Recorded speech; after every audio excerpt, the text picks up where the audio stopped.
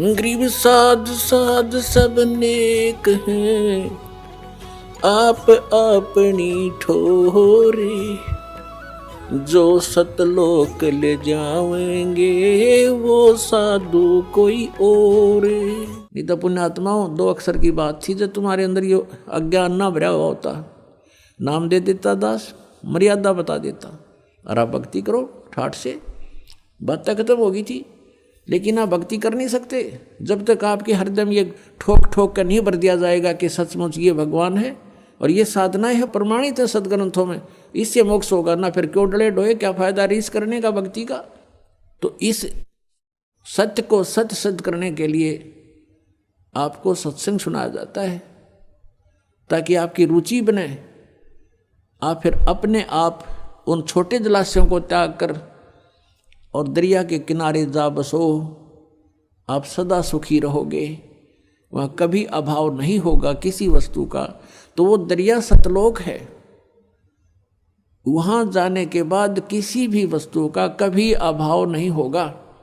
For example आप देख लो कि छोटे जलाशय में तो जल समाप्त होगा, और दरिया के पास आप चले गए तो वहाँ कभी भी जल समाप्त नहीं होता। आपका जल संबंधित जो संकट था सदा के लिए समाप्त हो गया। इसी प्रकार सतलोक में जाने के बाद आपकी ना तो मृत्यु होए ना बुढ़ापा, ऐसा ही शरीर ऐसा ही होगा। हमारे भगवान भी अपने जैसे हमरे ही होनिहार हैं, हमारे सृजनहार। जिन महापुरुषों ने परमात्मा को देखा, उनमें से जिनको परमात्मा मिले, जिनको आकर मिलते हैं, उनमें से आदरणीय गरीबदास साहिब जी हैं, गांव छुड़ानी, जिला दज्जर, हरियाणा वाले।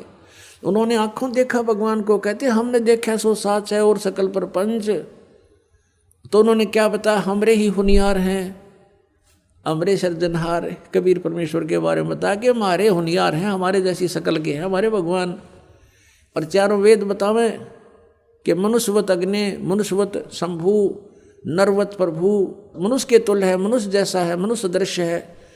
और पवित्र बाइबल बतावें कि इस परमात्मा ने 6 दिन में जो सृष्टि रची, उस दिन उन्होंने मनुष्य की रचना की और मनुष्य को अपने जैसा उत्पन्न किया, नर नारी करके उनकी सृष्टि की।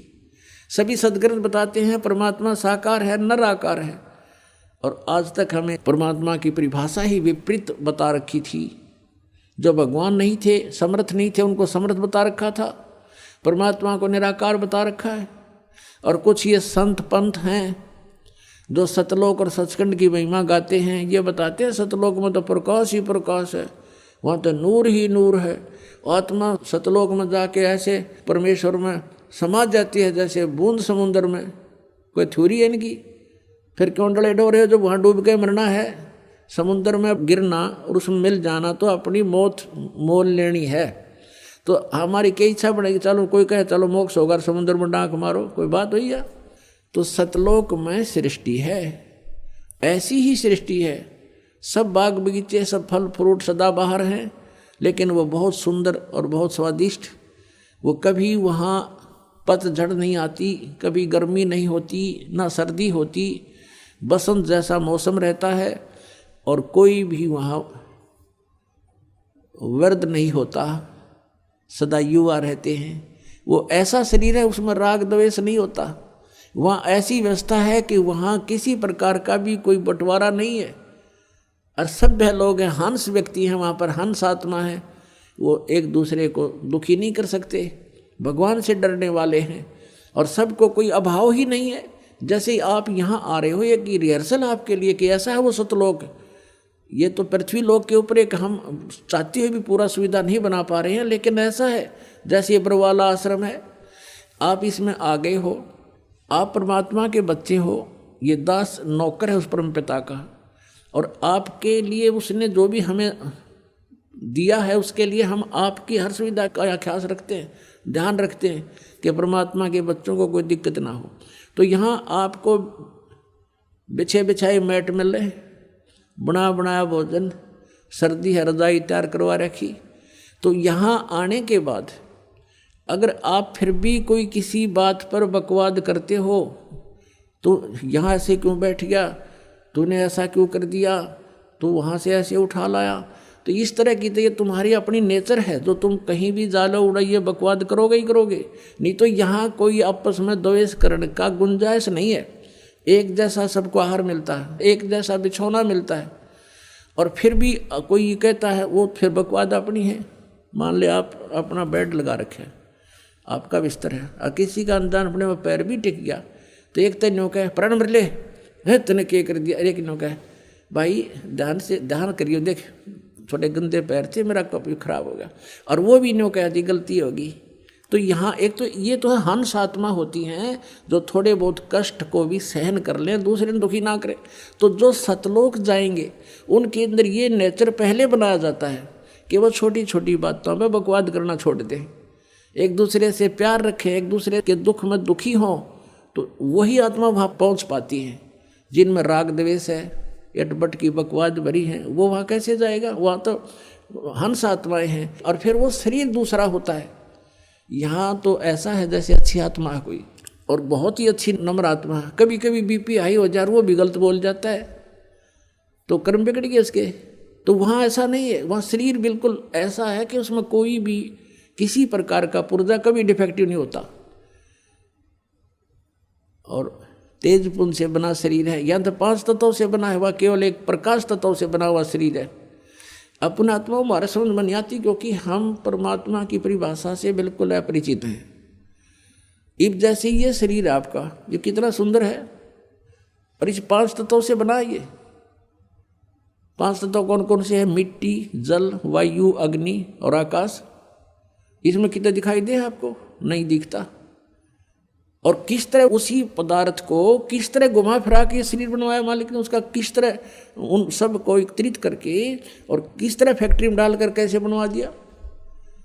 माता पिता का सहयोग किया, उन्होंने खाना खाया, 5 तत्वों का है सारा बना हुआ, उससे फिर क्या मटेरियल बनाया और उससे फिर शरीर बनवा दिया।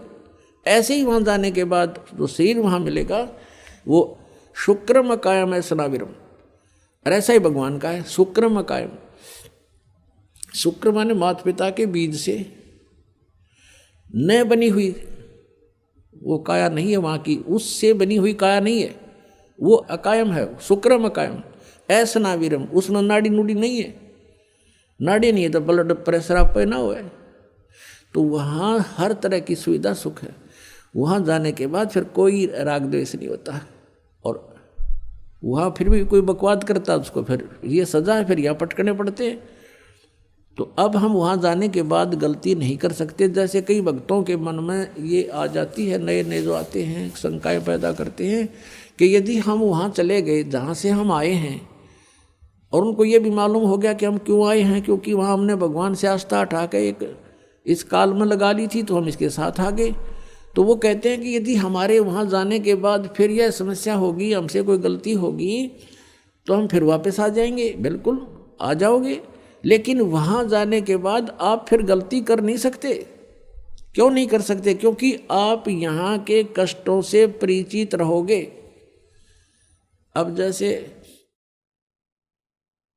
कोई व्यक्ति जा रहा है रास्ते में, और आगे उसने देखा कि उस रास्ते में तो बहुत भयंकर गड्ढे हैं, जंगल है, वन है, और वहाँ चोर उचक्के लोग रहते हैं, सभ्य व्यक्ति नहीं हैं, और किसी कारण से गलती से उस रास्ते कभी चला गया, उसने वो भी कष्ट उठाने पड़े, वो गड्ढों में से भी गाड़ी निकाली, आगे चोर उचक्के मिल गए, उनको पीटा भी, उनका धन भी लूट लिया, सभ्य व्यवहार भी नहीं किया।